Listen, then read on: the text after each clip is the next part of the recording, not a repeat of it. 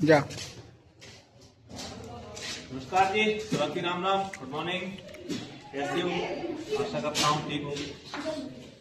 प्रत्येक वीडियो की भांति इस वीडियो में भी बेटा आगे के 10 क्वेश्चन आपके हैं 2 नंबर से संबंधित। तो आज हम नेक्स्ट 2 नंबर के क्वेश्चन आपको लगभग 50 से 60 क्वेश्चन 2 नंबर के मिलेंगे आपको इस पूरे वीडियो में। फिर 3 नंबर, फिर 4 नंबर, ठीक है। तो आज बात करेंगे हम बेटा ये संभावित प्रश्न बने हैं अपने 2025-26 के लिए। तो चलिए शुरू करते हैं। पहला प्रश्न है आपका, एकाधिकार क्या है? प्रश्न क्या है? एकाधिकार, यानी कि किसी एक का अधिकार। समझ में आ रहा है ना क्वेश्चन? क्वेश्चन खुद बोलता है कि आपको क्या करना है। तो एकाधिकार से क्या असर? तो बेटा एकाधिकार यानी कि किसी भी क्षेत्र में, किसी व्यवसाय में, किसी वस्तु पर किसी एक व्यक्ति या किसी एक समुदाय या व्यवसाय अधिकारी का क्षेत्र बन जाए और वो किसी वस्तु में मनमाने ढंग से कीमतों पर मनमानी करने लगे या किसी क्वालिटी पर मनमानी करने लगे, वहां पर बोलते हैं अपन एकाधिकार। क्या बोलते हैं? एकाधिकार। क्लियर है? हाँ। तो अगला चलते हैं अपन। क्वेश्चन है आपका, सूचना का अधिकार किसे कहते हैं? प्रश्न क्या है? सूचना का अधिकार। सूचना यानी कि हम किसी दूसरे को कोई बात होता है तो सूचना भेज रहे हैं। क्या कर रहे हैं? सूचना। क्लियर हो रहा है? प्रश्न क्या बोल रहा है? सूचना का अधिकार किसे कहते हैं? अधिकार क्या है इसके बारे में बताना है। क्लियर है? इसके बारे में क्या बताना है? बतलाना है। तो सूचना का अधिकार बेटा भारत सरकार ने सन 2005 में, कब? सन 2005 में बेटा लागू किया, यानी बनाया। इसके माध्यम से बेटा प्रत्येक व्यक्ति को बेटा क्या होता है कि हक है, अधिकार है कि किसी भी संस्था का, किसी भी बोल सकते हो कि किसी भी कोई भी क्षेत्र हो वहां से उसको सूचना का प्राप्त करने का अधिकार है। अगर कोई नहीं कराता है, वो मांगता है, तो ये क्या है? आपके नियम के विरुद्ध है। क्लियर है? यानी क्या बोलोगे? सूचना का अधिकार क्या है कि भारत सरकार द्वारा सन 2005 में इसको लागू किया गया था और इसके माध्यम से प्रत्येक व्यक्ति को क्या है? सूचना प्राप्त करने का अधिकार मिलता है। क्लियर है? अगला है, जॉबर कौन थे? कौन सा है? जॉबर कौन थे?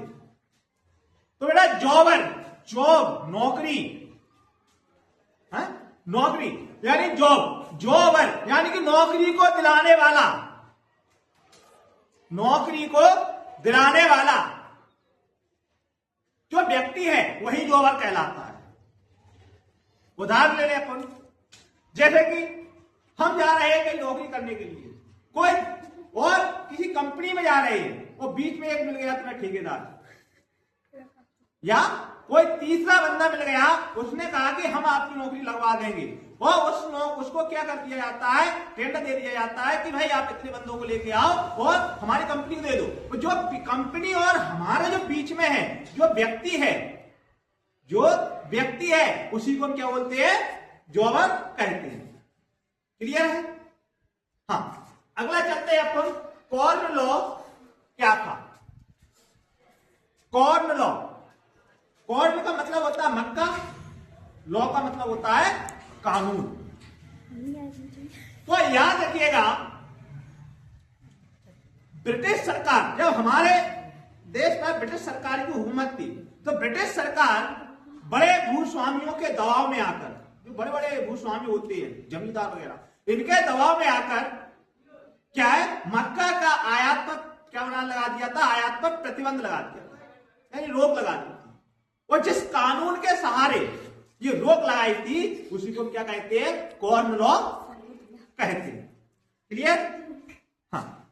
अगला है आपका, प्रथम विश्व युद्ध से सहयोगी, जब पहला विश्व युद्ध हुआ था उसमें सहयोगी मित्र राष्ट्र कौन से थे? तो बेटा जब हमारा पहला विश्व युद्ध हुआ था, बता दें आपको, सन 1914 में हुआ था। कब हुआ था? सन 1914 में। तब बेटा मित्र राष्ट्र थे, याद रखना, कौन कौन थे? रूस, फ्रांस और ब्रिटेन। कौन कौन थे?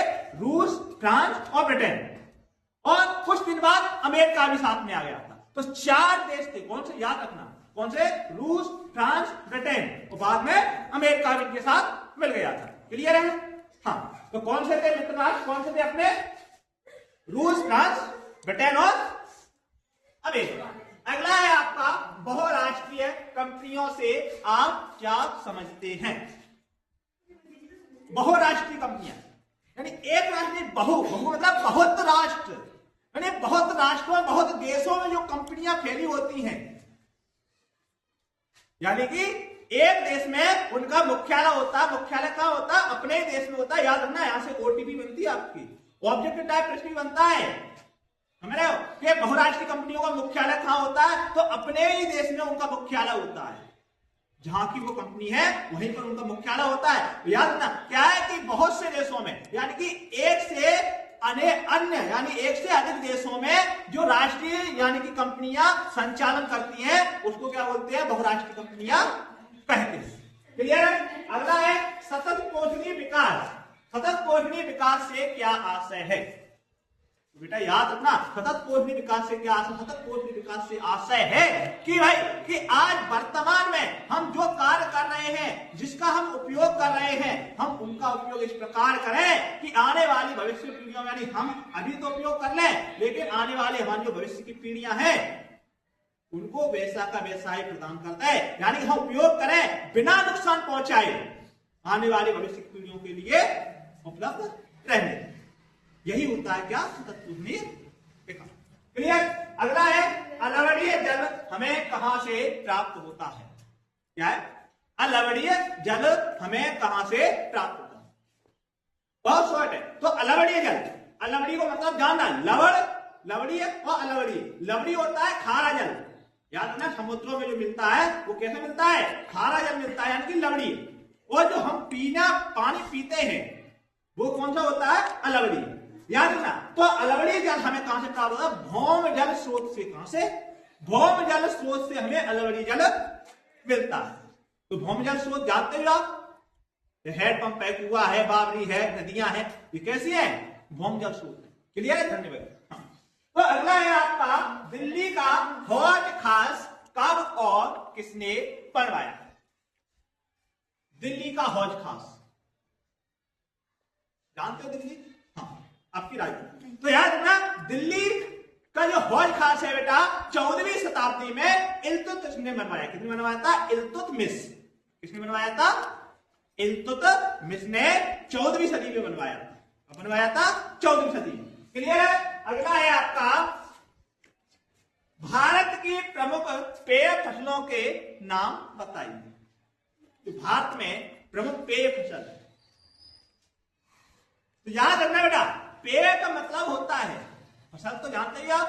पेय, पेय का मतलब होता है पीने वाली। कौन सी होती है? पीने वाली जो फसलें हैं उनको।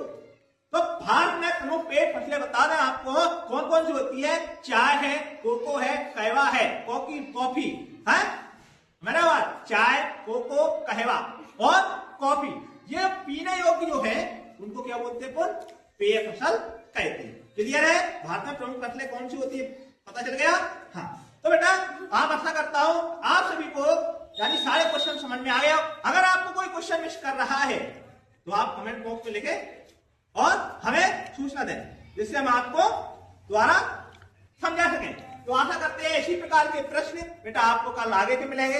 अभी 2 नंबर में चल रहे हैं आपके, आने वाले में 3 नंबर के मिलेंगे। क्लियर है? सबके लिए धन्यवाद। आपका दिन शुभ हो।